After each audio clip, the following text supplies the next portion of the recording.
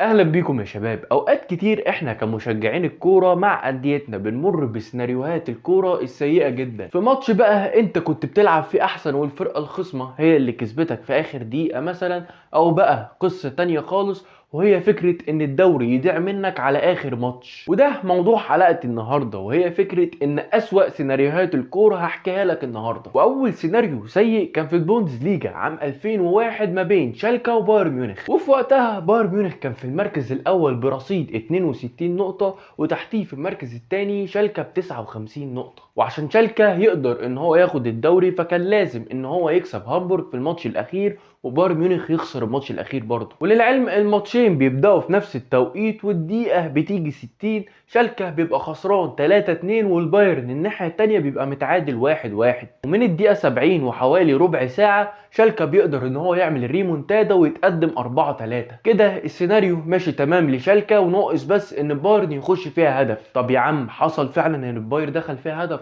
فعلا في الدقيقه 90. ركز معايا كده، 4-3 لشالكه والبايرن خسران 2-1. معنى كده ان شالكه هتقدر تحقق لقب الدوري. وفعلا الدقيقه بتيجي 94 وحكم المباراه بينهي مباراه شالكه وهامبورغ. وزي ما هقول لك كده بالتوقيت ده بالظبط 4 دقايق و38 ثانيه احتفالات هستيريه لجمهور شالكه مع اللعيبه، لان خلاص بقول لك الجون اللي دخل في البايرن في الدقيقه 90، فمستحيل يعني البايرن يقدر يعوض ان هو يدخل جون التعادل. وجنون في الاحتفالات، وده ينط على ده والتاني يشقلبه وده يركب فوق ده، لغايه اما شاشات ملعب شالكه بتجيب ماتش البايرن، وبيلاقوا ماتش البايرن لسه شغال والدقيقه خلاص بتقرب على ال 98 وفاول على حدود ال 18 للبايرن. واتفرجت على فيديو ولقيت فعلا اول ما الشاشات اشتغلت جمهور شالكه والاحتفالات الهستيريه اللي كانوا بيحتفلوها مع اللعيبه كله وقف مكانه وكله شد بلاستر. وسبحان الله، بأسوأ سيناريو ممكن تشوفه انت كمشجع، البايرن بيقدر يدخل جون التعادل. من فرحة هستيرية لجمهور شالكة الى حزن شديد جدا. وشالكة في وقتها بتقدر ان هي تحتفل بالدوري زي ما قلت لك 4 دقايق و38 ثانية بس. وبالمناسبة المباراة دي سموها في التاريخ ان هي مباراة الحزن. اما عن القصة التانية او السيناريو التاني فهو سيناريو ليفربول ومانشستر سيتي موسم 2022. خلاص الجولة الاخيرة هتتلعب من الدوري الانجليزي. مانشستر سيتي في الصدارة ب 90 نقطة، اما الليفر في المركز الثاني ب 89 نقطة. الليفر في اخر ماتش كان عندهم ويلفرهامبتون، اما عن مانشستر سيتي فكان عندهم استون فيلا. وللعلم الموسم ده استون فيلا كان ماسكه ستيفن جيرارد. طبعا كلنا عارفين عشان ما اقولهاش كتير يعني ان في اخر جولة في اي دوري لازم كل الماتشات بتتلعب في توقيت واحد. الماتشين في الدقيقة 70. واحب اقول لك ان استاد الاتحاد مانشستر سيتي ضد استون فيلا 2-0 للاستون فيلا. اما في الانفيلد فالنتيجه كانت 1-1. وسبحان الله بقدره قادر بيب جوارديولا ولعبته بيقدروا ان هم يغيروا النتيجه في ظرف 6 دقائق بس. طب يغيروا النتيجه يا عم عمر كام؟ احب اقول لك ان هم في 6 دقائق جابوا 3 اجوان. الفكره هنا او السيناريو الوحش اللي انت مش عارفه ان لعيبه الليفر اخر حاجه وصلت لها ان هو السيتي خسران 2-0، ولعيبه الليفر زي ما قلت لك مش عارفه اي حاجه. وفي الدقيقه 84 بيقدر محمد صلاح ان هو يدخل جون التقدم ب 2-1. طبعا الجماهير كانت عارفه نتيجه مانشستر سيتي، ولكن بقى محمد صلاح وفيرمينيو واللعيبه كانوا بيحتفلوا احتفالات هستيريه وما كانوش عارفين النتيجه، ولكن راحوا يحتفلوا مع الجمهور. وبنشوف الصوره اللي انت شايفها قدامك دي، الشخص اللي بيبلغ محمد صلاح ان النتيجه هناك 3-2، في صدمه لمحمد صلاح ولاعيبه الليفر. وبنلاقي حتى بص كده زي ما هوري لك برده رياكشن محمد صلاح بيتغير وهو راجع. والسيتي بيقدر ان هو يحقق لقب الدوري على حساب ليفربول بفرق نقطه واحده بس. والسيناريو السيء ده اصطدم بصلاح وزمايله. اما عن السيناريو الثالث وهو كان في البوندسليجا الموسم اللي فات، وهو موسم 2023 ما بين بروسيا دورتموند وبايرن ميونخ. موسم استثنائي وخيالي جدا لبروسيا دورتموند في الدوري، على عكس الناحيه الثانيه البايرن اللي كان موسم سيء جدا. في نص الموسم بيقيلوا نيجلسمان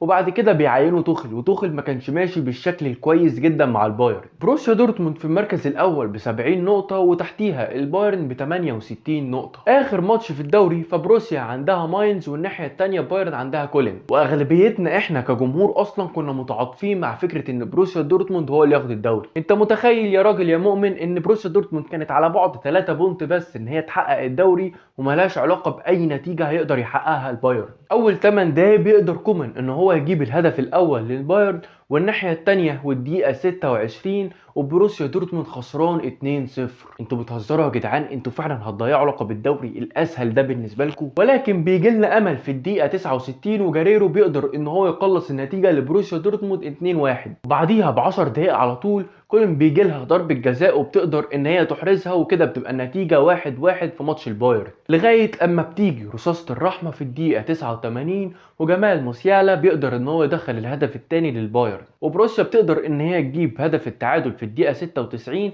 ولكن ده ما كانش كافي ان هم يفوزوا بلقب الدوري. زي ما انت شايف قدامك كده جدول الترتيب، فكانوا فرقتين بنفس النقط 71 نقطه، ولكن فرق الاهداف كان في مصلحه البايرن. وبتشوف حسره انا كمشجع بصراحه ما شفتش زيها، وهي فكره ان اللعيبه منهاره وقاعده قدام الجمهور، والجمهور مش عارف يشكرهم على الموسم الاستثنائي ولا يزعل منهم على الماتش السهل اللي هم ضيعوه من ايديهم. وللعلم بروسيا دورتموند ضيعت فرص كتير جدا في الماتش ده. اما على السيناريو الرابع والاخير معايا، فهو سيناريو في البريمير ليج ما بين ليفربول ومانشستر سيتي موسم 2019، اخر ماتش في موسم الدوري الانجليزي، ومانشستر سيتي في الصداره ب 95 نقطه، تحتيها في المركز الثاني الليفر ب 94 نقطه. الليفر في وقتها كان محتاج ان هو يكسب مقابل ان السيتي يتعادل او يخسر من برايتون، والليفر كان عنده الولفز الناحيه الثانيه.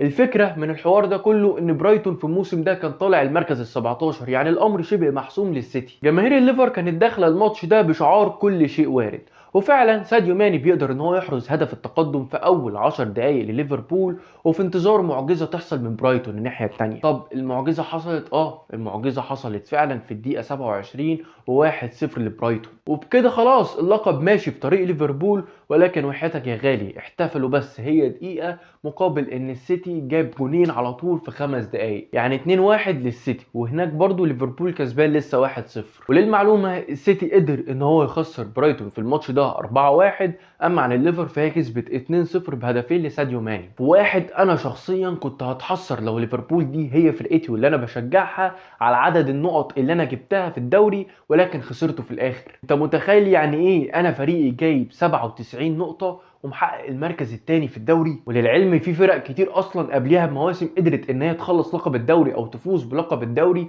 ب 82 نقطه ب 70 نقطه في الرينج ده، ولكن للاسف ليفربول ويورجن كلوب اصطدموا بالسيناريو السيء ده. ودي تبقى نهايه حلقتي لاوحش سيناريوهات ممكن تشوفها في كره القدم. ما تنساش تدعمني باللايك والشير والسبسكرايب، يا رب تكون الحلقه عجبتكم. مواقع التواصل الاجتماعي هتظهر لك دلوقتي بتاعتي، خش واعملي فولو على جميع المواقع.